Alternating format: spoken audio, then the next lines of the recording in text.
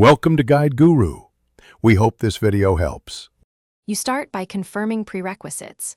Firmware level, phone OS version, and that Bluetooth and Wi-Fi are active.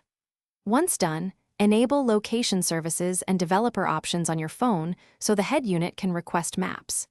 Make sure you have a Google account signed in, and if you plan to use an SDK or custom app, generate the Google Maps API key ahead of time. Now pair the phone to the Brezza via Bluetooth and allow permissions when prompted to let the unit access contacts and location. Next, install and update Android Auto or your chosen mapping app on the phone. The head unit supports either wired USB or wireless Android Auto depending on model. Connect the phone and select Android Auto on the Brezza screen. Follow on-screen pairing prompts and accept app permissions for location and microphone.